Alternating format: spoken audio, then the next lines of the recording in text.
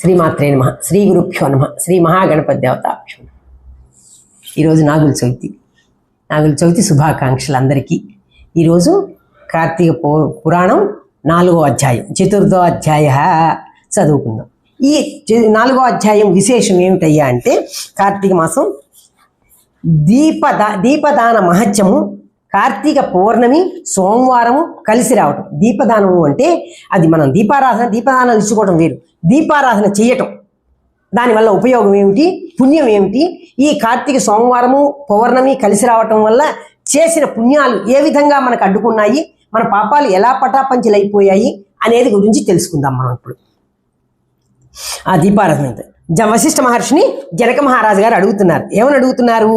ఓ బ్రహ్మ మహర్షి, నువ్వింతవరకు ఈ కార్తీక పురాణాన్ని చదువుతున్నావు, చాలా బాగా చదువుతున్నావు, నాకు అర్థమవుతుంది. కానీ ఇంకా ఏదో లోతుగా వెళ్ళి, అంటే ఏమిటంటే ఈ దీపారాధనలు ఏ దానాలు చేయమంటున్నారు మీరు, ఏమేం దానాలు చేయాలి, ఈ కార్తీక మాసం ఏ సంకల్పంతో చెయ్యాలి మనము అనేసరికి, ఏ సంకల్పం ఏమిటయ్యా, దీనికి సంకల్పం అంటూ ఉండదు. ఏమిటంటే సంకల్పం అంటే ఏమిటంటేనండి, మామూలుగా పూజ చేసిన సంకల్పం కాదు ఇది. మనం ఏదైనా మా అబ్బాయికి ఉద్యోగం వస్తే ఇక 4 రోజులు కార్తీక మాసం చేస్తాను, మా అమ్మాయి పెళ్ళైతే, అలాంటి సంకల్పాలు ఉండవు. ఈ కార్తీక మాసం 4 రోజులు పూజ చేసుకోవటం ఏమిటయ్యా అంటే, మనసు తెలిసి తెలియక ఏదన్నా పాపాలు చేస్తే మా పాపాలు నశించేసి మాకు సద్గతి ప్రసాదించు నాయనా అని చెప్పి శివకేశవుల్ని ప్రార్థించటం, అది మన ఈ కార్తీక మాసం విశేషం. అటువంటి విశేషం దీనికి సంకల్పం ఉండదు, నువ్వు అడగటం మంచిది కాదు, నేను చెప్పటం ఇది కాదని చెప్పి నవ్వాడు. ఎవరు? వశిష్ఠ మహర్షి. అని దీనికి కార్తీక మాసం వల్ల ఏమీ లేదయ్యా, శివాలయంలో కానీ విష్ణాలయంలో కానీ పొద్దున కానీ సాయంత్రం కానీ ఎప్పుడైనా సరే చక్కగా దీపారాధన చేసుకుని దైవారాధన చేసుకోవటం ఒక విశేషం. నువ్వుల నూనెతో కానీ, ఆవు నెతితో కానీ, ఇప్ప నూనెతో కానీ, ఈ నారింజ నూనెతో కానీ, కొబ్బరి నూనెతో కానీ, హీనంగా ఆముదంతో అయినా సరేనయ్యా దీపం వెలిగించుకోవటం అంత విశేషం ఇంకొకటి లేదు. అంత పుణ్యం వస్తుంది, అంత మనకి మోక్షం కూడా వస్తుంది. అందుకని ఆ దీపారాధన చేయటం అనేది అత్యంత పుణ్యవంతులు అవుతారు అని చెప్పాడు. కాంక్షతో కొంతమంది ఏం చేస్తాం, హడావిడిగా వెళ్ళి మోహంతో చేసిన భక్తి లేకుండా వాళ్ళు చూస్తున్నారా వీళ్ళు చూస్తున్నారా నేను చేస్తున్నాను అని గొప్పకి చేసినా సరే కూడా పుణ్యం వస్తుందిట. అటువంటి కార్తీక మాసం దీపారాధన మహిమ, దాని గురించి ఒక చిన్న ఇతిహాసం ఉంది, చెప్పుకుందాం ఇప్పుడు. అంటే ఈ దీపారాధన చేయటం వల్ల ఏ ఉపయోగం ఉంది అని. పూర్వం పాంచాల దేశంలో ఒక రాజుగారు ఉండేవారు. ఆయనకి కుబేరుడి కన్నా కూడా ఎక్కువ ఆస్తులు ఉన్నాయి. కుబేరుడు అంటే మనకు సామాన్యుడు కాదు కదండి. ఆయనకి ఇటు 7 తరాలు అటు 7 తరాలు కూర్చుని తిన్నా కూడా తరగని ఆస్తి ఉంది. అటువంటి రాజుగారు కూర్చుని ఒక రోజున, అయ్యో ఇంత ఆస్తి ఉంది, ఇంత సంపద ఉంది, తినటానికి నాకు ఇంట్లో పిల్లలు లేరే, నాకు వంశానికి ఎవరూ లేరే అని బాధపడుతూ ఏం చేశాడు, ఆలోచించి అడవుల్లోకి వెళ్ళి ఒక కొండ మీద కూర్చుని తపస్సు చేసుకుంటున్నాడు. అలా తపస్సు చేసుకుని ఉంటే అటువా వెళ్ళి ఒక పిప్పలాదుడు ఒక మహాముని అటు చూసి ఆయన దగ్గరికి వెళ్ళి, ఏమయ్యా నీకు తరగని ఆస్తి ఉంది, బోళ్ళంత ఇది సంపద ఉంది, నువ్వు ఒక రాజువి, ఏమిటి నీకు ఈ తపస్సు ఎందుకు చేస్తున్నావు అంటే, నాయనా నాకు అన్నీ ఉన్నాయి, అన్ని భాగ్యాలు ఉన్నాయి, కానీ నాకు సంతానం లేదు నాయన, ఆడో మగో ఎవరో ఒకళ్ళు సంతానం ఉంటే నాకు నా జన్మ ధన్యం అవుతుంది కదా అని అనేసరికి, ఓ సంతానం కోసం ఇట్లా ముక్కు మూసుకు తపస్సు చేయటం కాదు, నువ్వు ఇంటికి వెళ్ళి, ఈ కార్తీక మాసం మొదలైంది మనకి ఇప్పుడు, రోజు శివాలయానికి కానీ విష్ణాలయానికి కానీ వెళ్ళి చక్కగా ప్రతిరోజు దీపారాధన చేయండి. శివాలయంలో దీపారాధన చేస్తే అత్యంత పుణ్యఫలం వస్తుందని చెప్పాడు. వెంటనే ఆ పాంచాల రాజు ఇంటికి వెళ్ళి భార్యాభర్తలు ఇద్దరు 4 రోజులు కార్తీక మాసం శివాలయానికి వెళ్ళి చక్కగా ఆవు నేతితో దీపారాధన చేసి లాస్ట్కి దీపదానం చేసుకుని ఇంటికి వచ్చేసరికి కొన్నాళ్ళకి ఆ భార్య ఆ శివుడి దయ వల్ల గర్భవతి అయ్యి వండంటి మగబిడ్డని కన్నది. ఆ మహానుభావుడు ఆ ముని దయవల్లే కదా మనం ఇట్లా దీపారాధన చేసుకోబట్టే దేవుడి దయవల్ల మనకు మగబిడ్డ పుట్టాడని ఎంతో అబ్బరంగా చూసుకుని అందరికీ వస్తువులు దానాలు అవన్నీ ఇచ్చుకుంటూ ఆర్భాటంగా చేసుకుని అందరూ కూడా, ఏమండి ఈ 4 రోజులు కూడా మీరందరూ కూడా కార్తీక మాసం చేసుకోండి, నాకు పిల్లలు లేని వాళ్ళకి నాకు పిల్లలు పుట్టారు, మీకు కూడా భోగభాగ్యాలు అన్నీ వస్తాయి, శివసాహిత్యం పొందుతారని చెప్పి రాజు కదండి అలా సాటింపు వేయించి చక్కగా బారసాల అది చేసుకుని వాడికి శత్రుజిత్తు అని ఒక నామకరణం చేశారు. ఆ లేక పుట్టాడు కదండి, అందుకని వాడిని ఎంతో గారాభంగా పెంచుతున్నాడు. ఆ దీపం వెలిగించటం వల్ల పుత్ర సంతానం, పిల్లలు లేని వాళ్ళకి పిల్లలు పుట్టి ఆరోగ్యము ఆనందము ఇచ్చాడు. కాబట్టి అందరూ కూడా కార్తీక మాసం 4 రోజులు దీపదానం చేసుకోండి, దీపారాధన చెయ్యండి అని ఈ రాజుగారు చెప్పటం వల్ల, ఆ దీపం వెలిగించటం వల్ల ఆయనకి పిల్లలు పుట్టారు, సంతానం వృద్ధి చెందుతుంది. మనం కూడా అలా రోజు దీపారాధన చేసుకోవటం మనకి సంపత్తు, కుటుంబ క్షేమము, ఆరోగ్యము, శివ సాయుధ్యం పొందుతాం. ఆ శత్రాజిత్తు ఇప్పుడు అతని బాల్యం, ఆ బాల్యం ఎందుకు లేక పుట్టేసరికి వాడిని ఎంతో గారాభంగా పెంచారు. పిల్లల్ని గారాభం చేయటం కూడా చాలా డేంజర్ అండి. ఎందుకు? భయం పెట్టేటప్పుడు భయం పెట్టాలి, భక్తి ఇచ్చేటప్పుడు భక్తి ఇవ్వాలి, ముద్దు చేసేటప్పుడు ముద్దు ఇవ్వాలి. ఎందుకు? సామ దాన దండోపాయాలతో పిల్లల్ని పెంచుకుంటూ రావాలి. అతి గారాభం చేసినా ఇలాగే ఉంటుంది. చెప్తాను కథ మీకు ఇందులోది, ఏమండి.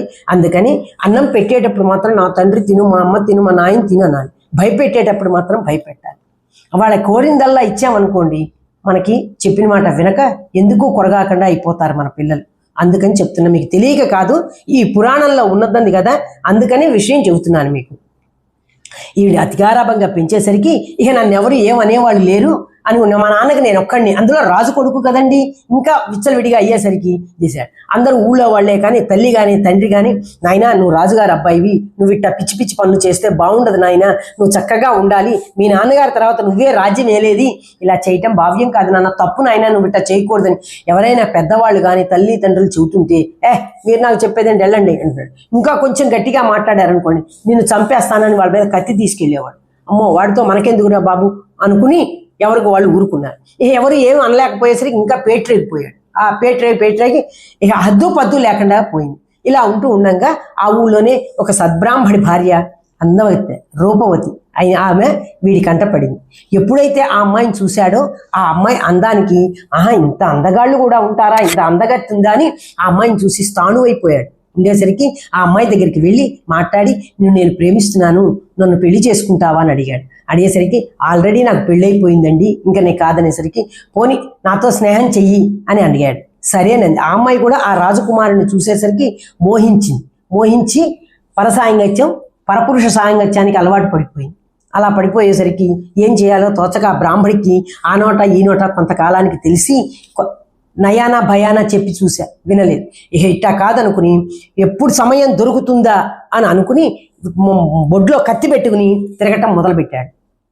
ఒక రోజున కార్తీక పౌర్ణమి, అందులో సోమవారం, ఆ విశేషమైన రోజు కదండి. సోమవారము పౌర్ణమి కలిసి వచ్చేసరికి మనకి ఇంకా ఆనందం అనిపిస్తుంది. అటువంటి రోజున వీళ్ళిద్దరూ ఒక మాట అనుకున్నారు. ఎవరు? ఈ బ్రాహ్మణి భార్య, రాజకుమారుడు. ఊరి చివర పాడుపడ్డ శివాలయం ఉంది, అక్కడ కలుసుకుందాం మనం ఇవాళ. సరేనంటే సరేననుకున్నారు, వెళ్ళారు. అక్కడ పాడుపడిపోయింది కదండి, ధూపదీపాలు ఏమీ లేవు, అక్కడ చీకటిగా ఉంది, ఎట్టాగు అని అనుకునేసరికి ఆ అమ్మాయి ఏం చేసింది, ఆ బ్రాహ్మణ భార్య తన చీరలో సగం చింపి ఒత్తెల్లే చేసింది. అతను ఏం చేశాడు, ఎక్కడి నుంచో ఆముదం తీసుకొచ్చాడు రాజకుమారుడు. వీళ్ళిద్దరూ కలిసి ఆ దీపం వెలిగించి వాళ్ళ రాసక్రియలు చేసుకుంటూ ఉన్నారు ఆ దీపం వెలుగులు. ఇంతలోకి ఈ బ్రాహ్మడి బొమ్మకి తెలిసి విషయం, బలాన్ చోటు ఉన్నారని గ్రహించి మొలలో కత్తి పెట్టుకు తిరుగుతున్నాడు కదా, అక్కడికి వెళ్ళి వీళ్ళిద్దరు ఇంత పని చేస్తున్నారని చెప్పి ముందు ఫస్ట్ భార్యను నరికేశాడు. వెంటనే ఆ రాజకుమారుడు కూడా నరికేసరికి ఆ రాజకుమారుడు ఏం చేశాడు, వెంటనే అతని చేతిలో కత్తి లాక్కుని ఈ బ్రాహ్మణి కూడా పొడి చేశాడు. ముగ్గురు ఏకకాలంలో ఆ పాడుపడ్డ శివాలయంలో ఒక్కసారిగా హతమైపోయారు. ఇంకేముంది, ఏమీ లేదు. అయ్యో అనుకుని ఎవరున్నారు అక్కడ, అయ్యో అనటానికి కూడా భగవంతుడి తప్ప ఎవరూ లేరు. ఇంతలోకే వెంటనే శివదూతలు, యముడు దూతలు ఇద్దరు పుష్ప విమానం వచ్చి వాళ్ళు యమదూతలు వచ్చేసారు. వచ్చేసి ఈ బ్రాహ్మడి భార్యని ఆ రాజకుమారిని పుష్ప విమానంలో ఎక్కించుకు వెళ్ళిపోతున్నారు. ఈ బ్రాహ్మణ్ణి, చదువుకున్న బ్రాహ్మణ్ణి యమదూతలు వచ్చి తీసుకెళ్తున్నారు. అప్పుడు అడిగాడు ఈ బ్రాహ్మడు, ఏమయ్యా, నేను వేదాంగాలు చదువుకున్నాను, సద్బ్రాహ్మణ్ణి, నిత్యాద్య అగ్నిహోత్రుణ్ణి, నన్నేమో నరకానికి తీసుకెళ్తున్నారా? తప్పు పని చేసిన నా భార్యాన్ని, ఆ రాజకుమారుని మీరు పుష్ప విమానంలో తీసుకెళ్తున్నారా? ఇది ఏమన్నా సమంజసంగా ఉందా మీకు అని అనేసరికి, నాయన నువ్వు అడిగింది కరెక్టే, కాదని మేము అను, కానీ వాళ్ళు ఎంత తప్పు పని చేసినా సరే ఇవాళ కార్తీక పౌర్ణమి, సోమవారం రెండూ కలిసి వచ్చినాయి. వాళ్ళు ఏం చేశారు, దీపం వెలిగించారు. ఆ మహిమ పుణ్యం వల్ల వాళ్ళని స్వర్గంలోకి తీసుకెళ్తున్నావు, నువ్వు వాళ్ళు చంపిన పాపానికి నిన్ను ఇట్లా తీసుకెళ్తున్నావు అనేసరికి ఆ రాజకుమారుడికి దయ కలిగి, ఏమయ్యా మీ ఇద్దరం చేసింది తప్పైతే మమ్మల్ని శిక్షించాలి కానీ ఏ పాపం ఎరగని ఆ బ్రాహ్మణ్ణి శిక్షించడం న్యాయం కాదు కనుక నేను నూనె తీసుకొచ్చాను, ఆవిడ ఒత్తి వేసింది, వెలిగించిన పుణ్యం ఆ బ్రాహ్మడికి ఇవ్వండి. కనుక మేము ముగ్గురం ఏకకాలంలో ఒకే చోట చనిపోయాం కాబట్టి మా ముగ్గురికి ఒకేసారి మోక్షం ఇవ్వండి, మా ఇద్దరికి ముగ్గురికి కూడా శివసాయుధ్యం ఇవ్వండి అని ఈ రాజకుమారుడు ఆ బ్రాహ్మణ్ణి కూడా కలుపుకుని ఆ దీపం వెలిగించినది పుణ్యం ఈ బ్రాహ్మడికి దారపోసేసరికి ఈ ముగ్గురు కలిసి కైలాసానికి వెళ్ళారు. రాజా చూసావా, అంత పాపాత్ముడైనా సరే ఆ దీపం వెలిగించిన పుణ్యం ఈ బ్రాహ్మడికి ఇవ్వటం వల్ల ఆయన కూడా స్వర్గానికి వెళ్ళాడు. అందుకని ఈ కార్తీక మాస నెల రోజులు దీపము, దానము, పుణ్యము, పురుషార్థం ఇవి చేసుకోవటం వల్ల ఇంత మోక్షం వస్తుంది. కాబట్టి శివాలయంలో ఈ కార్తీక మాస నెల రోజులు దీపం ఎవరైతే వెలిగిస్తారో, ఎక్కడ వెలిగిస్తారు? శివుని ముందు కానీ, మన నందా దీపం అని ఆకాశ దీపం పెడతారు, దాని దగ్గర కానీ, ముఖమండపం దగ్గర కానీ, స్వామివారి ఆ ఆలయం మొత్తం ప్రాంగణంలో ఎక్కడ వెలిగించినా మనకి శివుడికి చెందుతుంది. అటువంటి దీపారాధన చేసుకోవటం అంత ముక్తిదాయకం. కాబట్టి అందరూ కూడా భక్తితో శివాలయానికి వెళ్ళి చక్కగా చేసుకోండి అని వశిష్ఠుల వారు జనక మహారాజుకు చెప్పారు. ఏమండి, అంత మహిమ ఉన్న కార్తీక మాసాన్ని అందరూ చక్కగా చేసుకుని ఆ శివ సాయుధ్యం పొందాలని మనందరి అభిలాష. ఏమండి, అప్పుడు త్రేతాయుగం, ద్వాపర యుగంలో యజ్ఞయాగాదులు అవి చేసి పుణ్యం చేసుకునేవారు. కాబట్టి వాళ్ళు పాపాలు చేసినా ఆ దీపదానము, దీపారాధనలు, పుణ్యాలు, పురుషాలు చేశారు కాబట్టి వాళ్ళు ఎంతో అంత పాపం చేస్తే పోయినాయి. ఇది కలియుగం, ఇది కలియుగం సామాన్యం కాదు, దగ్గరకు వచ్చింది మనకి. కనుక ఈ కాలంలో కూడా అట్లా దీపాలు వెలిగిస్తే మనం చేసిన పాపాలు పోతాయా, మనం చేసిన దొంగతనం పాపం పోతుందా అనుకుంటారేమో. ఎక్కడికి పోదండి. కానీ దొంగతనం, చారత్వం, జోరత్వం ఇలాంటివి చెయ్యకుండా ధర్మ మార్గంలో నడవండి. ధర్మమే మనని కాపాడుతుంది, ధర్మమే మనని రక్షిస్తుంది. అటువంటి ధర్మాన్ని చేసుకుంటూ చక్కగా ఈ నెల రోజులు ఆ శివుడిని స్మరించుకుంటూ కాలక్షేపం శివ సాయుధ్యం పొందుదాం. 4వ అధ్యాయ సమాప్త. శ్రీమాత్రే నమః.